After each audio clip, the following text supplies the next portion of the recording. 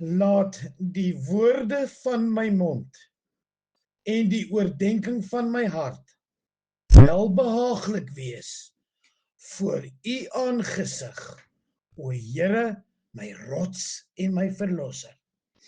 Prins en prinses van Jahwe Elohim, ek bring vir u 'n teaching, toereikend en insiggewend. Heilig, heilig, heilig, 3 keer heilig. Kadosh, kadosh, kadosh. O Elohim. My teksvers wat samelopend is met my tema, vind ons in die Bybel, die kosbare woord van God, die ruach asem. En wel uit Hebreërs 1 vers 3. Uit hom straal die heerlikheid van God, en hy is die ewige beeld van die wese van God. Hy hou alle dinge deur sy magswoord in stand. Nadat hy die reiniging van sondes bewerkstellig het, het hy gaan sit aan die regterhand van die majesteit in die hoë hemel. Tot sover uit die Bybel. Geliefdes in ons Here Jesus Christus, luisteraar, man en vrou van God. In Hebreëus is heilig, heilig, heilig. Kadosh, kadosh, kadosh. 'n nadruklike verklaring van God se absolute en superlatiewe heiligheid. Wat beteken dat hy volkome afgesonder is in absolute suiwerheid, majesteit en mag. Die herhaling beklemtoon 'n volledigheid en volheid van sy transcendente natuur, wat dui op 'n goddelike skeiding van die hele skepping en die absolute onderskeiding van sy morele en majestueuse eienskappe. Hy is transcendent. Hy is immanent. Hy is omnipotent. Hy is oral op dieselfde tyd. Hebreërs 1 vers 3 beskryf die seun Jesus as die straling van God se heerlikheid en die presiese afdruk van God se natuur, wat alle dinge deur sy kragtige woord onderhou. Nadat hy reiniging vir sonde bewerkstellig het, hierdie vers beklemtoon die goddelike natuur van Jesus en stel hom voor as die perfekte verteenwoordiging van God en die onderhouer van die hele heelal. Die straling van God se heerlikheid, hierdie frase wat die Griekse woord opogsma gebruik, dui aan dat Jesus die blinkende, helder uitstraling van God se pragt is, wat God se heerlikheid vir ons sigbaar maak, net soos die son se lig sy teenwoordigheid openbaar. Die presiese afdruk van sy natuur. Jesus word beskryf as die perfekte, presiese gelykenis van God se wese en karakter. 'n konsep wat ook in die Griekse filosofie voorkom, waar apogsma gebruik is om die goddelike logos te beskryf. Alle dinge deur sy kragtige woord onderhou. Jesus onderhou en hou die hele heelal bymekaar insluitend die onsaglike uitspansel van tyd en ruimte deur sy magtige bevel. Nadat hy die reiniging van sondes bewerkstellig het, het hy gaan sit aan die regterhand van die majesteit in die hoogste. Hierdie deel van die vers beklemtoon Jesus se voltooide werk om die mensdom van sonde te reinig en sy daaropvolgende verheerliking en geëerde plek van rus en heerlikheid aan God se regterhand. Die oorspronklike teks in die oorspronklike Hebreëse teks beskryf Eksodus 34, 29 tot 35, dat die vel van Moses se gesig uitgestraal het, nadat hy met God op die berg Sinaï gespreek het. Dit het hom laat gloei met 'n wonderlike verskynende lig. Toe hy van die berg afkom het die volk gesê en uitgeroep, kyk, Moses het horings. Die rede vir die lig was 'n teken dat God se teenwoordigheid met Moses was en dat hy 'n verbonde dienaar van God was. Ons sien saam met Johannes, die Here God, die Almagtige wat op die troon sit in onuitspreeklike heerlikheid. Die troon van God is die middelpunt van alles in die hemel, sowel as alles in die heelal. God is die geestelike middelpunt van alles wat bestaan, soos die son die middelpunt is van ons sonnestelsel.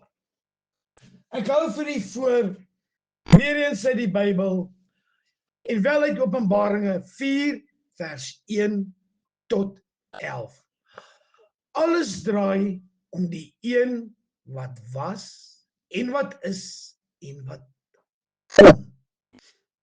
Hierna het ek gesien, en kyk, deur wat in die hemel geopen is, en die stem wat ek voorheen so hard soos 'n bassein met my hoor praat het gesê, kom op hierheen, en ek sal aan jou wys wat hierna moet gebeur. Onmiddellik het die gees van my besit geneem, en kyk, daar was 'n troon in die hemel, en iemand wat op die troon sit. Die een wat daarop sit se voorkom was soos jaspis en karnieool. En rondom die troon was daar 'n reënboog wat net soos smarag lyk. Rondom die troon was daar 24 trone en op die 4 trone het 24 ouderlinge gesit. Hulle het wit klere gedra met goue krone op hulle koppe. Vanuit die troon het daar weerligstrale, dreunings en donderslae gekom. En voor die troon het 7 vuurvakkels gebrand. Die 7 geeste van God. Voor die troon lyk dit soos 'n see van glas, net soos kristal. In die middel van die troon en rondom die troon staan daar 4 lewende wesens, vol oë aan die voorkant en agterkant.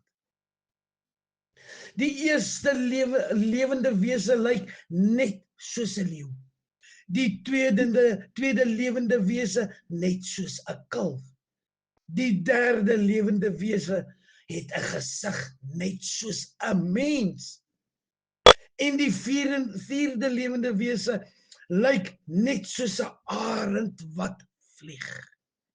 Die 4 lewende wesens het elkeen 6 vlerke, wat reg rondom en aan die binnekant vol oë is. Sonder om te rus, herhaal hulle dag en nag. En ek wil hê dit beklemtoon die volgende paragraaf wil ek beklemtoon. Heilig, heilig, heilig is die Here God, die Almagtige. Hy wat was, en wat is, en wat kom. En telkens wanneer die lewende wesens heerlikheid en eer en dank bring aan hom wat op die troon sit, aan hom wat vir ewig en ewig lewe, val die 24 ouderlinge in aanbidding neer voor hom wat op die troon sit. Hulle aanbid hom vir ewig en ewig leef. En sit dan hulle krone voor die troon neer, terwyl hulle sê, U is waardig, ons Here en God, om die heerlikheid en die eer en die krag te ontvang, omdat U alle dinge geskep het. Deur U wil het alles ontstaan, is dit geskep. Tot sover uit Openbaringe 4.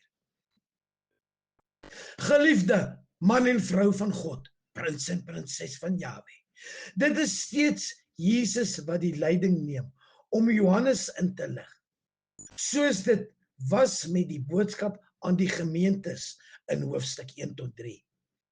Dit is egter die drie-enige God aan die werk. Ons hoor die stem van Jesus en sien hom in die hemel as die leeu en die lam. Ons neem die Gees se werk waar wat van Johannes besit geneem en verteenwoordig word in die 7 vuurvakkels rondom die troon. Ons sien saam met Johannes die Here God, die Almagtige wat op die troon sit in 'n onuitspreeklike heerlikheid. Die troon van God is die middelpunt van alles in die hemel sowel as alles in die heelal. God is die geestelike middelpunt van alles wat bestaan, soos die son die middelpunt is van ons sonnestelsel. Alles wentel om hom, alles aanbid hom, alles word deur hom bepaal. Waar die eerste 3 hoofstukke gehandel het oor God se teenwoordigheid op aarde ten midde van die gemeentes, handel die volgende 8 hoofstukke tot in hoofstuk 11 oor God se teenwoordigheid in die hemel, wat op alles wat bestaan 'n verlossende en veroordelende impak het. Daarom word Johannes opgeneem deur die geopende deur in die hemel, om vanuit die hemelse perspektief te kan besef wat hierna moet gebeur. God se troon in die hemel word met min detail beskryf, behalwe die omringende reënboog wat so smaraggroen lyk, en dat vanuit die troon weerligstrale en 'n gedreun en donderslag kom. Die troon bevestig God se heerlikheid en heerskappy oor alles vanuit die hemel. Ten spyte van die pogings van die keisers en konings op aarde om hulle self te laat geld in die pragt en praal van hulle koninkryke, God se voorkoms word met edelgesteentes beskryf, jaspis. Dis gewoonlik dofgeel tot rooi, maar hier waarskynlik bedoel as 'n wit kristal helder steen. Openbaringe 2:21-11 wat dit so beskryf, 'n karnieool of sardonyx. Dit is helder rooi, wat sy heerlikheid uitbeeld. Sommige verklaarders sien in jaspis iets van God se heiligheid, in die karnieool iets van sy oordeel en in smarag iets van sy genade. Rondom die troon van God het 7 vuurvakkels gebrand. Die 7 geeste van God, die simbool van die Heilige Gees, in 'n volgende sirkel na die 4 vakkels wat was 'n kristalhelder see van glas. 2 groepe wat God in die hemel aanbid word beskryf. Die 4 lewende wesens en die 24 ouderlinge wat in volgende sirkels rondom die troon sit. Die 4 lewende wesens verteenwoordig die hele skepping. Hulle het 6 vlerke soos die servas van Jesaja en is vol oë aan die voor- en agterkant soos met die gerus van Esegiel se wiele vol oë. Hulle stel God se alwetendheid en alomteenwoordigheid vlerke oor die hele skepping. In hulle aanbidding verteenwoordig hulle ook dan die hele skepping met die gesigte van die leeu, mens en arend. Rondom God se troon is 24 trone van die ouderlinge. Waarskynlik 'n simboliese getal van die 12 aartsvaders van die Ou Testament, stamme, en die 12 ons apostels van die Nuwe Testament. Hulle verteenwoordig die hele volk van God, in die ou bedeling die verbond, sowel as die nuwe bedeling die verbond. Let op dat die 4 lewende wesens aanbid sonder om te rus, en dag en nag. Dit wil sê 24 uur lank. Hulle aanbid God vir sy grootheid en sy heerlikheid, soos uitgedruk in sy alwetendheid en alomteenwoordigheid in die hele skepping. Daarin volg die ouderlinge hulle na, wat beteken dat aanbidding die hele skepping en die hele Godsvolk se primêre en belangrikste roeping is. Dit moet alles kleur wat ons doen, dag en nag vir altyd.